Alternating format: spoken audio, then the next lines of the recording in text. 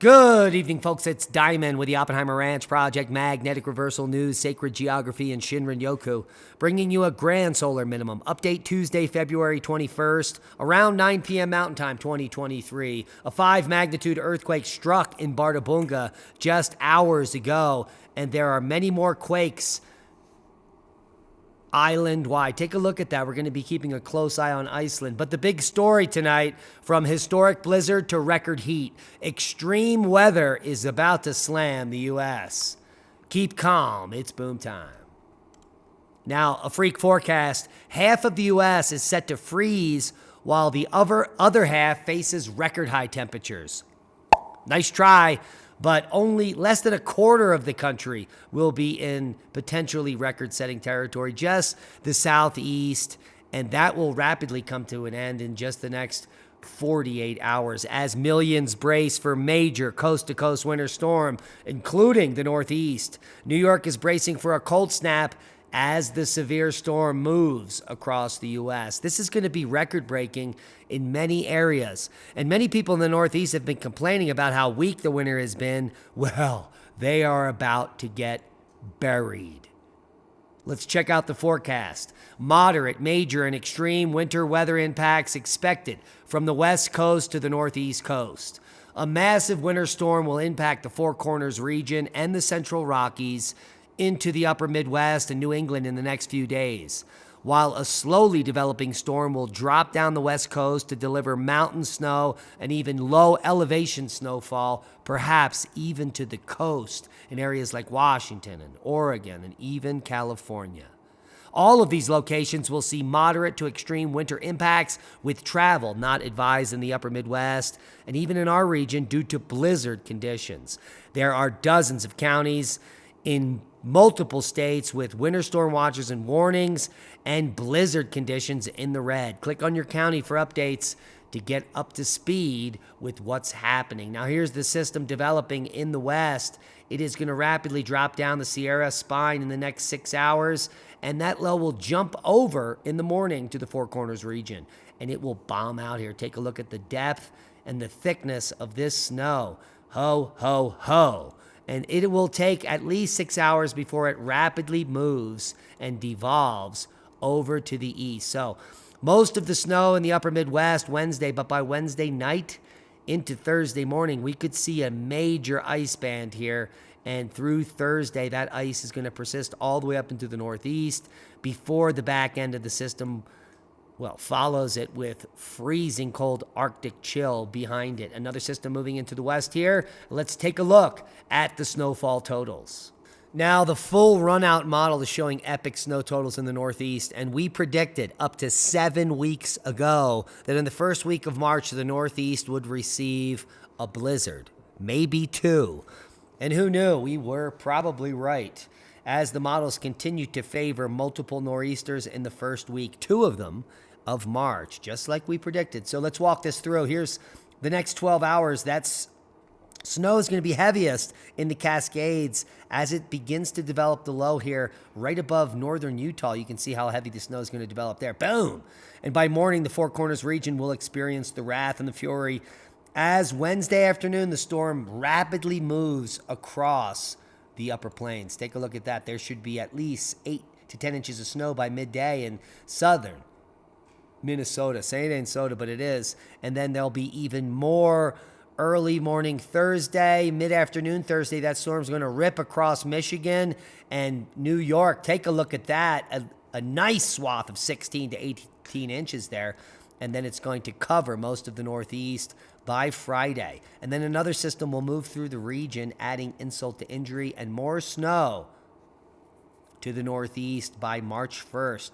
Here is March 2nd, March 3rd. Look at how much snow has fallen west of the Continental Divide. Record-breaking. Could be up to 10 feet of snow in the southern Sierras. That is going to set up an amazing spring, ding-ding, for the melt season, and it's going to fill all the reservoirs and cause massive flooding, mark my words. Take a look at this nor'easter coming through. The 3rd, the 4th, absolutely burying Pennsylvania, parts of the Northeast, all the way out to South Jersey. Take a look at that. Washington, D.C. will pick up on the party if it does develop, and that is some sick totals by March 6th. Holy macaroni. Now, have you heard more than a foot of snow clips Mauna Kea in Hawaii as Canada nears minus 50 C just for a day or so? But have you heard that we entered the modern grand solar minimum? Yeah, according to Zarkova, it was June 8th, 2020, and we're not even being funny. Seismic update, there is that boomer at Bárðarbunga. There are some aftershocks happening in Turkey, very low level, 4.2 mag. And we did have a rocker here in Iran, 5.1, just kicking off moments ago. No other quakes of note. Good news. Except Iceland, a slight uptick. Let's look at the Vatnajökull real quick. This is where Bárðarbunga and Grímsvötn are. And we should have a visual here coming up, as well as Austria up in the north. That's actually right over here. Boom. So definitely a flurry of activity around Bárðarbunga. But it's leveled off. Nothing happening really at Grímsvötn, and the flurry of activity here up at Austria is still continuing, but this is pretty significant. We'll keep a close eye on it. This just erupted 2005 Bárðarbunga, so typically only erupts every 90 years, so probably won't get an eruption from there. A light-size earthquake in Bárðarbunga earlier today. According to Iceland geology, it was a 4.9. According to USGS, 5.1.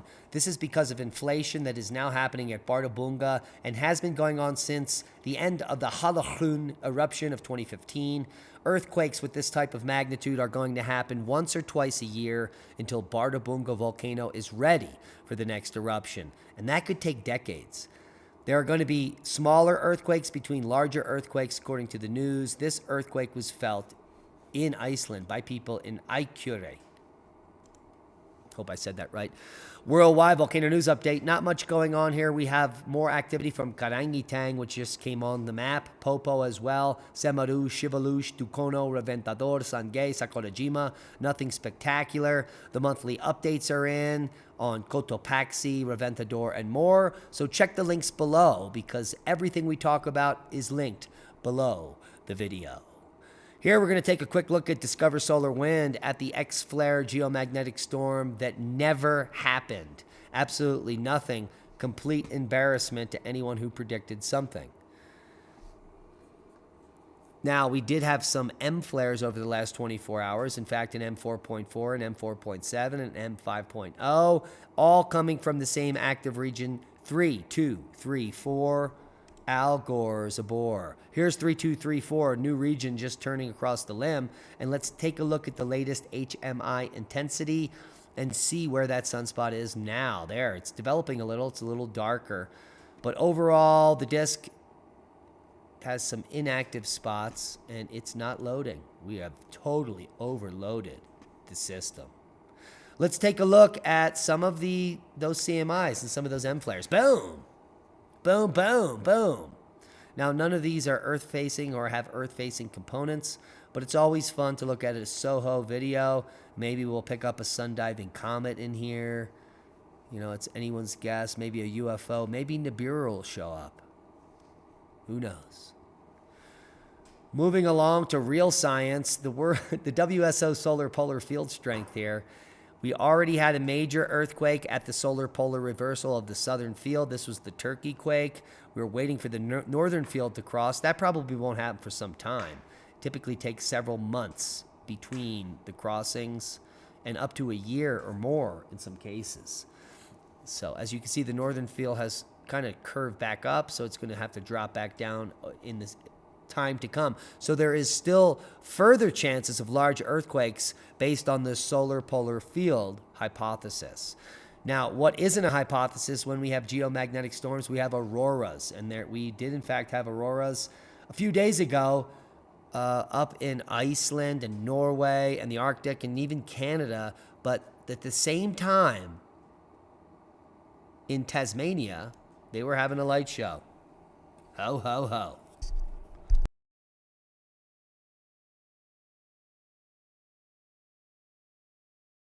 And there is no audio, but it is pretty fantastic lighting there in Tasmania. So they were getting the light show down there as well. And this is what we would expect to be happening closer and closer to the equator as you get older and older and the magnetic excursion and the weakening of the magnetosphere continues. Now, an unknown class of water-rich asteroids has been identified. This sounds as stupid as the idea that comets are dirty snowballs. But I do digress. If you want to read about the fairy tale science that's based on fairy tales, because the deeper you get, by the time you get to the second paragraph, it's talking about how all these asteroids come from billions of years ago. So that's as far as I'll go. But it will be linked below if you want to read the fairy tale. Now, U.S. food additives are banned in many countries, including Europe. And I've been telling people this for decades.